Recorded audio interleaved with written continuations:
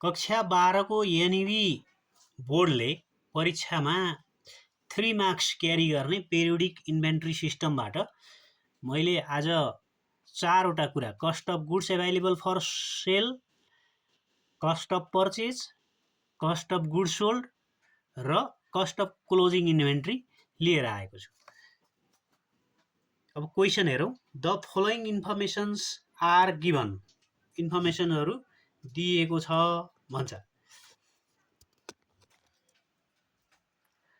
Date December 1 मा beginning inventory 100 unit 3 का 300 रुपियाँको रहेछ। अनि फेरि डिसेम्बर 5 मा पर्चेज गरेको रहेछ 400 रुपियाँको 200 युनिट, एक युनिटलाई 2 रुपियाँ पर्ने 200 दुना 400 रुपियाँको त्यसले किनेको रहेछ। अनि त्यसपछि डिसेम्बर 7 मा इस्यु गरेको छ। इस्यु भनेको के हो भन्दा बिक्री गरेको। हेर्नुहोस्, बिक्री गरेको डिसेम्बर 7 मा 250 युनिट छ। यसमा रेट छैन। हेर्नुहोस् है, इस्यु गर्दाखेरि रेट नहुँदो रहेछ। अब यसैमा हामीले के गर्नुपर्छ, जहाँ रेट हुन्न त्यहाँ चाहिँ लिफो हो कि फिफो हो भन्ने कुरा ख्याल गर्नुपर्छ। रेट भएको ठाउँमा लिफो फिफो हामीलाई चाहिँदैन, रेट नभएको अवस्थामा लिफो फिफो युज गरेको हुन्छ भन्ने ख्याल गर्नुपर्छ है। LIFO FIFO, weighted average, simple average यो बिक्री गर्ने बेलामा लागू गर्ने कुरा हुन्। अनि त्यसै गरी डिसेम्बर 19 मा पर्चेज छ 50 युनिट छ रुपिज 4 को 200 रुपियाँको भयो यहाँ पनि पर्चेज। अनि त्यसपछि डिसेम्बर 19 मा आएर सेल्स इस्युड छ 50 युनिट छ, यहाँ पनि के छैन, रेट छैन। अब नोट चाहिँ sales during the month 300 units भन्छ। यो मन्थभरिमा 300 युनिट चाहिँ सेल्स गरेको रहेछ। हेर्नुहोस् है, अब यो के गर्छ भन्दाखेरि यहाँ इस्युड दिएको छ नि, यो इस्युड सेल्स हो। अनि त्यसपछि यहाँ 29 गतेमा पनि इस्युड सेल्स दिएको छ 50 युनिट। यो 50 र यो 250 गर्दाखेरि तपाईँको कति हुन्छ भन्दाखेरि 300 हुन्छ। अनि अब तपाईँले यो 300 यसरी माथिबाट जोडेको 300 हो भनेर बुझ्नु होला। यहाँ भित्र दियो भने कस्तो हुन्छ भने प्राय क्वेसनहरुमा यो बिगिनिङ इन्भेन्टरी 1 को दियो, अनि त्यसपछि पर्चेज दियो, अनि त्यसपछि फेरि पर्चेज दियो, त्यसपछि यो इस्युहरू केही पनि दिएन। लास्टमा के भन्छ भन्दाखेरि sales during the month 300 unit भनौँ भने बा यसमा इस्युहरू यिनीहरू नभए पनि के हुन्छ त भन्दा 300 युनिट बेचेको हुन्छ। कहाँबाट बेचेको हुन्छ भन्दा बिगिनिङ पर्चेज र पर्चेजहरूबाटै बेचेको हुन्छ, बिक्री गरेको हुन्छ भनेर बुझ्नु पर्यो। यसमा चाहिँ बीचमा पनि दियो, तल पनि दियो। यो तल मात्रै दिने चलन हुन्छ। अब यसमा बीचमा पनि दियो, कुनै क्वेसनहरु बीचमा पनि दिएको हुन्छ, ख्याल गर्नुपर्छ। क्वेसनलाई ख्याल गर्नुपर्छ। अब रिक्वायर्ड चाहिँ के गर्नु पर्यो भन्दा calculate the cost of goods sold, goods sold निकाल्नु पर्यो, कस्ट अफ गुड्स सोल्ड निकाल्नु पर्यो। Cost of closing inventory, closing inventory रहेका सामानहरूको भ्यालु निकाल्नु पर्यो by using LIFO and FIFO method under periodic inventory system. अब यो तपाईहरुलाई बुझ्नको लागि ल्याएको क्वेसन हो। तपाईहरुलाई क्वेसन आयो भने के आउँछ भन्दाखेरि कि त फिफो मात्रै आउँछ कि त लिफो मात्रै आउँछ र दुईटा कुरा सोध्छ, cost of goods sold, cost of closing inventory सोध्छ। तर त्यो सोधे पनि तपाईहरुलाई चाहिने कुरा के हो त भन्दाखेरि नम्बर 1 को कुरा हो है, cost of goods available for sale भनेर चाहिँ तपाईलाई चाहिन्छ।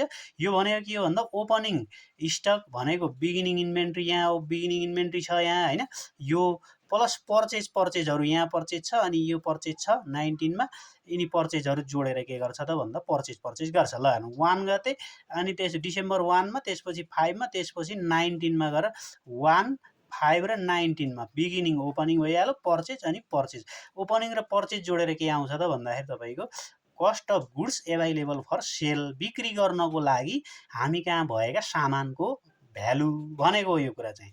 बिक्री गर्नको लागि हामी कहाँ भएको त ओपनिङ पनि हामी कहाँ हुने नै भयो, पर्चेज गरेर ल्याएपछि त्यो ओपनिङमा जोडिने भयो। अनि त्यसपछि आएर 19 मा गएर तपाईको के गर्यो भन्दाखेरि यो पर्चेज गरेर ल्याएको छ, यो पनि के गर्छ भन्दाखेरि जोडिन्छ। अब तपाईको कस्ट अफ पर्चेज भनेको छ। कस्ट अफ पर्चेज भनेको फेरि के हो त भन्दाखेरि पर्चेजहरुको सम हो। ल हेर्नुस् है, यो 5 मा र 19 मा मात्रै पर्चेज गरेको छ। यो 5 र 19 को मात्रै 200 युनिट 2 का दरका, अनि त्यसपछि तपाईको चाहिँ 50 युनिट 4 का दरका। ल हेर्नुस् है, 200 युनिट 200 युनिट 2 का दरका छन् यहाँ हैन 5 मा। त्यसपछि 50 युनिट कतिका छन् 4 का छन्। यसरी 200 र 50 युनिट गर्दा 250 युनिट जम्मा जम्मी भयो यहाँ हेर्नुस्। अनि त्यसपछि त्यो जम्मा जम्मी भ्यालु कतिको भयो त भन्दा 600 को भयो है। यसरी चाहिँ cost of goods sold goods available for sale पनि हामीले निकाल्नै पर्ने हुन्छ। यसरी निकाल्दा सजिलो भयो। यसमा लिफो फिफो हुँदैन। हेर्नु यसलाई हेर्नु ओपनिङ प्लस पर्चेज गरेपछि भयो। लिफो फिफोले केही फरकै पारेन। अनि कस्ट अफ पर्चेजमा पनि लिफो फिफोको केही मतलबै भएन। ल हेर्नु त अनि कस्ट अफ पर्चेज निकाल्दा पर्चेजलाई जोड्ने हो लिफो फिफो चाहिँदैन।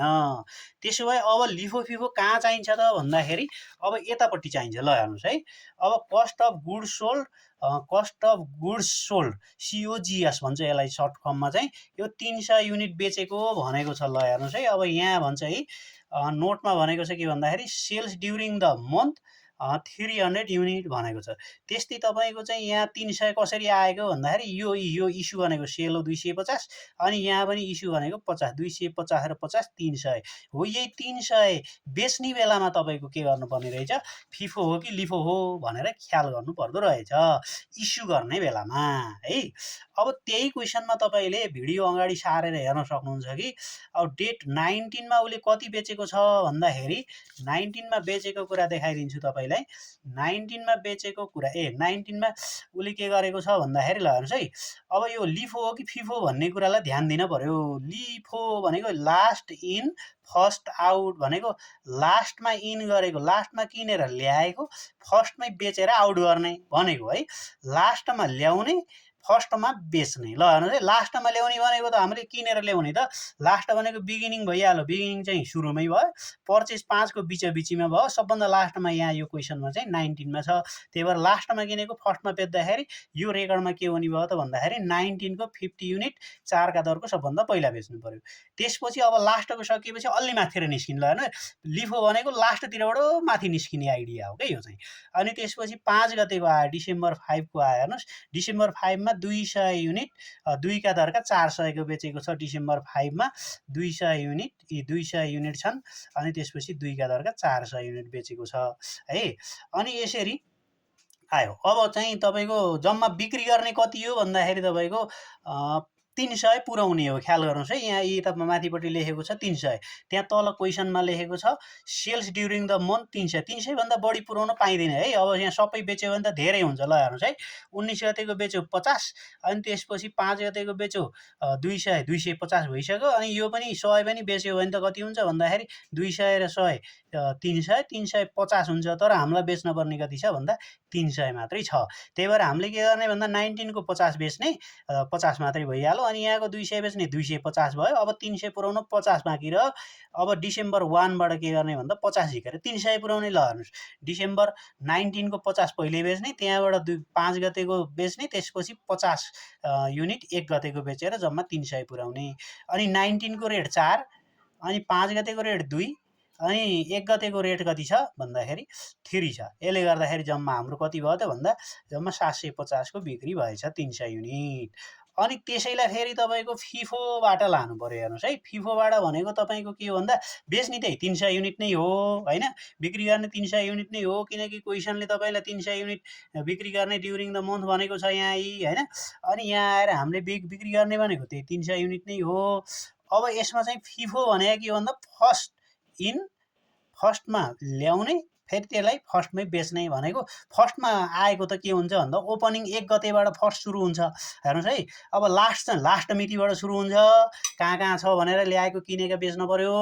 अनि फेरि फर्स्ट इन भनेको फेरि 1 गतेबाट फर्स्ट सुरु हुन्छ भनेको सुरुबाटै बेच्न पर्ने भयो। अब तपाईँको यहाँ सुरुबाट बिक्री गर्दा डिसेम्बर 1 को बेच्न पर्यो 300 नै पुर्याउने 1 को बेच्ने अनि 100 बेचिहाल्यो। अनि त्यसपछि 5 को बेच्ने 200 बेच्ने 100 र 200 बिक्री गर्दाखेरि कति युनिट हुन्छ 300 युनिट हुन्छ। अब 300 भन्दा माथि बिक्री गर्न पाइएन।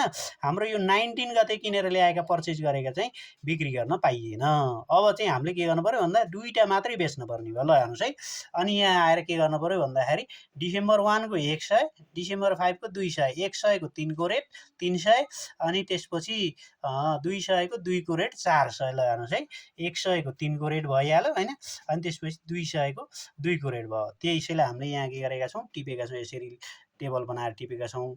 अनि यसमा 300 युनिट भयो ल हेर्नुहोस् है, यताबाट लिफोबाट पनि 300 युनिट बिक्री भएको थियो, फिफोबाट पनि भयो कति 300 युनिट भयो। लिफोबाट लास्टबाट क्वान्टिटी मिलाउँदै जाँदाखेरि तपाईँको लास्ट मितिबाट क्वान्टिटी मिलाउँदै जाँदाखेरि 3टा मिति आयो ल हेर्नु है। फर्स्ट मितिको 50 झिक्नु पर्यो, यहाँ चाहिँ फर्स्टबाटै झिक्न पर्ने भयो। फर्स्टमा धेरै युनिट भयो, 100 युनिट भयो, पुरै बिक्री गर्न पर्यो। यहाँ पहिला 50 बिक्री गरेका थियो नि, यहाँ चाहिँ होइन 1 गतेको 50 बिक्री भएको थियो। यहाँ चाहिँ ती 100 नै बिक्री गर्न पाइयो, किनभने 300 पुऱ्याउनु त 100 त कमै हो, यो सबै आयो। अनि त्यसपछि 5 गतेको 200 पनि हामीले सबै बेचेपछि बल्ल हाम्रो यो कन्डिसन 300 बेच्नुपर्ने नियम पुरा हुन्छ। 100 को 3 अनि त्यसपछि 200 को 2 गर्दाखेरि जम्मा हाम्रो कति भयो भन्दा 700 रुपियाँको बिक्री भयो। ल हेर्नुहोस् है, अब एमाउन्टमा के फरक पर्दो रहेछ कस्ट अफ गुड्स सोल्डमा है। अब बेच्ने क्वान्टिटी चाहिँ एउटै हुन गयो ल हेर्नुहोस् है, तर पैसा चाहिँ के भयो फरक पर्यो। किन फरक पर्यो भन्दाखेरि हामीले बेच्ने नियमै त उ छ, यो लास्ट डेटबाट सुरु गर्दै बेचेका छौँ हामीले होइन, लास्ट डेटबाट रेटै फरक छ। अनि यहाँ लास्ट डेटको बेच्नै पाइएन, फर्स्टबाट लास्टमा पुग्नै पाइएन, त्यसले गर्दा यिनी रेटहरू फरक छन्। त्यसले गर्दा हाम्रो के हुन्छ भन्दाखेरि क्वान्टिटी एउटै त आउला, तर यिनी रेटहरू फरक भएको कारणले गर्दाखेरि टोटल बेचेको पैसा कस्ट अफ गुड्स सोल्ड चाहिँ भ्यालु के हुन्छ त्यो चाहिँ फरक पर्नै रहेछ है। अब यो मैले के गरेको भन्दा cost of goods available for sale भन्ने यो कहाँबाट ल्याएको भन्दा यही हो, cost of goods available for सेललाई मैले समरीमा यताबाट तपाईँलाई बुझाउनु भनेर ल्याएको थिएँ। आखिर यतैबाट बुझाएपछि यो भन्न परेन, त्यही यही टेबललाई यो टेबललाई 2 3 2 4लाई यहाँ टिपेको 3 2 4 होइन 3 2 4 को रेटका यी 900 को, अनि यो 900 cost of goods available for sale भन्ने चाहिँ यहाँ टिपेको हो है। अब तपाईँको लास्टमा आएर के हुने भयो भन्दाखेरि अब यो क्लोजिङ भनेको त के हो भन्दाखेरि हामीसँग भएको एभाइलेबल हेर्नुहोस् है, एभाइलेबल भनेको हाम्रो 900 को छ, 350 छन् होइन। अनि त्यसमा बिक्री गरेका कुराहरू कति भए भन्दा 300 भयो क्या, हामीले बेचेको त 300 हो जम्मा बेच्न पाउने भनेको। 350मा अब हाम्रो 300 बिक्री भएपछि रहने कति भयो त भन्दा 50 रहने भयो। ल हेर्नुहोस् है, डिसेम्बर यसमा चाहिँ डिसेम्बर 1 को 50 रह्यो, ख्याल गर्नुहोस् है। यताबाट बिक्री गर्दै जाँदा लिफोमा बिक्री गर्दै जाँदाखेरि तलको 50 बेच्यो, 200 बेच्यो, 250 भइहाल्यो। यहाँबाट 50 झिक्दा डिसेम्बर 1 को 50 चाहिँ रह्यो, डिसेम्बर 1 को 50 रह्यो। डिसेम्बर 1 को 50 को रेट कति हो 3 हो भनेको 50 × 3 गर्दाखेरि हाम्रो कति आयो भन्दाखेरि यहाँ 150 आउनु पर्ने। मैले चाहिँ झुक्केर 300 लेखिदिएछु हेर्नुहोस् है, यो चाहिँ कति आउनु पर्यो भन्दा 150 आउनु पर्यो, 150 आउनु पर्यो है।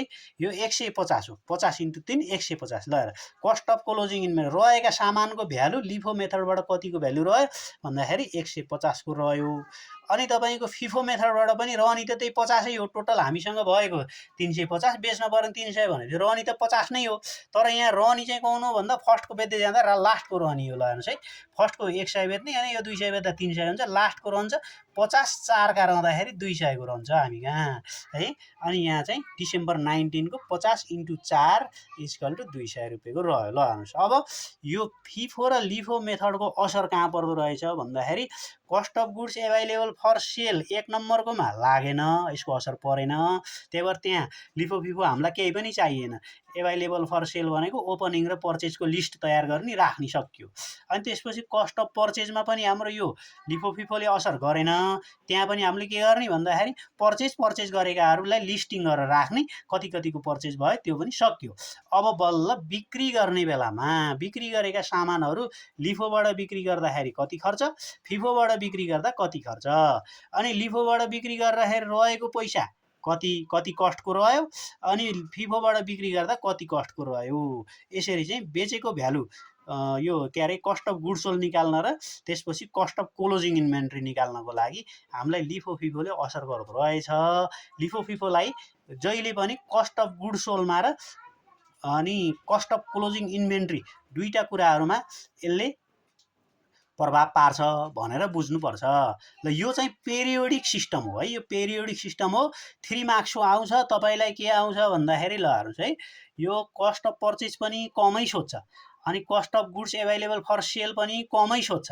तपाईँलाई सोध्ने भनेको के हो भन्दा यो थर्ड नम्बरमा गरेको कस्ट अफ गुड्स सोल्ड तपाईँलाई त्यो पनि लिफो मेथडबाट मात्रै यसरी सोध्न सक्छ, अर फिफो मेथडबाट मात्रै भनेर एउटा मेथडबाट सोध्न सक्छ एउटा। अनि लास्टमा आएर यो लिफो मेथडबाट गरेको हो कि फिफो मेथडबाट गरेको कस्ट अफ क्लोजिङ इन्भेन्ट्री पनि सोध्छ। माथि कस्ट अफ गुड्स सोल्ड जुन मेथड हो यो क्लोजिङ इन्भेन्ट्री पनि त्यही मेथड हुने भयो हैन, फर्मुला पनि त्यही लाग्ने भयो। तर तपाईँले आफ्नो लागि नोड चाहिँ के गर्नु पर्यो हेर्नु, अब एभाइलेबल फर सेल कति छन् त बिक्री गर्ने भनेर यसलाई लिस्टिङ गर्न त तपाईँलाई सजिलो हुन्छ। लिस्टिङ गरेर तपाईँले कस्ट अफ पर्चेजको लिस्टिङ गर्ने अनि त्यसपछि cost of goods available for sale हामीसँग बिक्रीको लागि भएका सामानहरूलाई लिस्टिङ गर्ने। यो चाहिँ तपाईँहरूको लागि सजिलोको लागि गर्ने। कहिले कहिले के गर्छ भन्दाखेरि तपाईँको सबै पनि सोधिदिन सक्छ, यो क्वेसन काट्नेको हातमा भर पर्ने कुरा हो। जहाँसम्म क्वेसन काट्नेले पनि विवेक गुमाउँदैन, त्यसले गर्दाखेरि तपाईँ आत्तिनु हुँदैन है। यी चारवटा कुराहरूलाई एउटै क्वेसनबाट मजाले बसेर आनन्दसँग ध्यान दिएर गर्नुभयो भने तपाईँले गर्न सक्नुहुन्छ। हस्, धन्यवाद।